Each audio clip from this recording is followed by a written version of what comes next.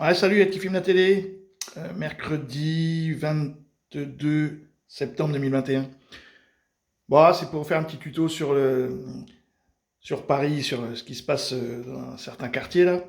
Alors ce monsieur là, qui avec sa grande barbe là, ça fait un petit moment qu'on entend parler ici, parce qu'il fait partie du comité de soutien contre les toxicomanes du côté du 19e là-haut de Riquet là, du Jardin des Halles, tout ça. Et donc ce qui est intéressant, c'est pas tout à fait ça. C'est surtout ce qu'il va raconter.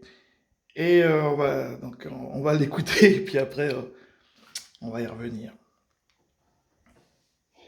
Moi, ça servait surtout à faire de la pub à à Madame Hidalgo, pardon, hein, parce que sinon, ça servait absolument à rien. Elle s'est déplacée. Alors si, ça nous a un peu nettoyé le quartier pour une fois. En fait, C'est ça. on avait demandé que les trottoirs soient nettoyés depuis plusieurs semaines. Donc là, ça a été fait. C'était relativement sympa. Mais à part ça, voilà, ça a servi strictement à rien. Elle a rencontré deux toxicomanes, quoi. C'était déjà quelque chose pour nous. Elle a essayé de leur parler. Les toxicomanes ont essayé de lui expliquer que justement les salles de consommation, c'était pas forcément ce qu'ils attendaient, parce que ça avait tendance à les faire retomber dans le crack quand ils essayaient de s'en sortir. Mais sinon, enfin voilà, à part une grosse opération médiatique, ça sert pas à grand chose. Enfin nous, on n'a pas. Euh, Hier soir, il y avait toujours autant de toxicomanes devant le pont, les entrées de la rue Riquet. Ils faisaient toujours autant la foire. Bon, même ils étaient relativement confortés dans leur statut, puisqu'en fait, ils ont vu la maire de Paris, ils ont vu plein de policiers, et puis ils sont restés là, donc c'est bon, ils sont chez eux. et ils sont combien ces toxicomanes le soir, en journée? Ils sont combien autour des jardins des Halles? Alors, ils sont approximativement une centaine en permanence, hein, qui vraiment maintiennent le campement. Et après, selon la journée, selon le temps qu'il fait, selon plein de choses, ça peut monter à jusqu'à 300, 400, Ah 500 personnes qui se massent devant les jardins de la rue Riquet, enfin devant les entrées de la rue Riquet, pardon. Et ensuite, il y en a aussi qui déambulent dans toutes les rues avoisinantes. Donc, c'est difficile à compter en soi, quoi, parce qu'il y en a vraiment partout, quoi, dans tout le quartier. Entre les quais de Stalingrad et le jardin des Halles, il y en a partout. Mais et ça se passe comment pour les commerçants en fait? Les commerçants, ils arrivent à travailler encore ou c'est terminé? On entendait tout à l'heure dans le sommaire, on entendait une restauratrice qui disait qu'elle obligeait d'avoir quelqu'un de la sécurité devant pour protéger sa terrasse. C'est exactement ça.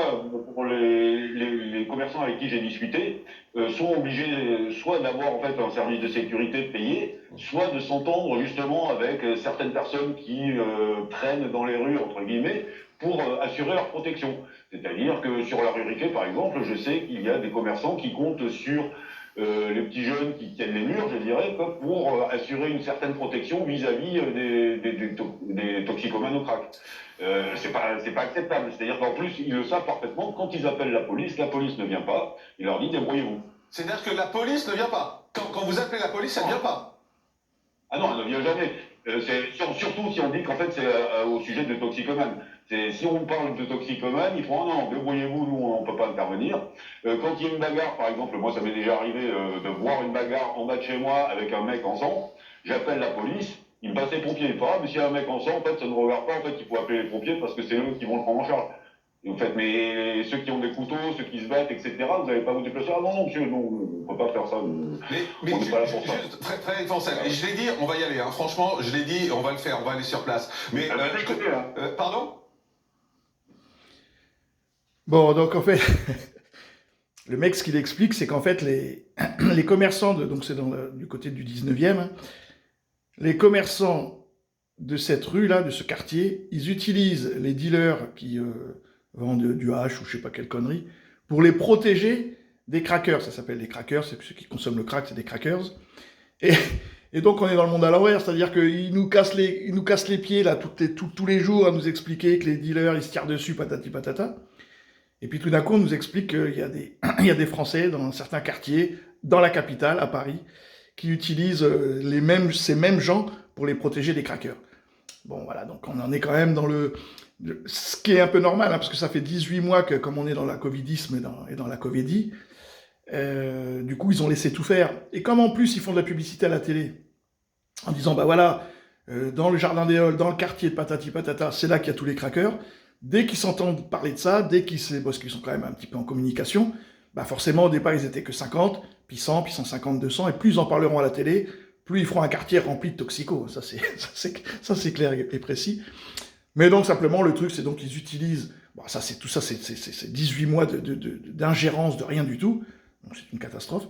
Et ils utilisent voilà, les moyens, les armes qu'ils ont à disponibilité, c'est-à-dire des dealers de shit, quoi. Voilà. Donc, bienvenue, c'est comme quoi Paris n'est pas si tranquille que ça. Paris n'est pas une capitale dorée. C'est une vraie poubelle à l'heure actuelle. Mais ça, on n'y peut rien, c'est de la politique. Et moi, je fais pas de politique. Bon, merci à toutes et à tous.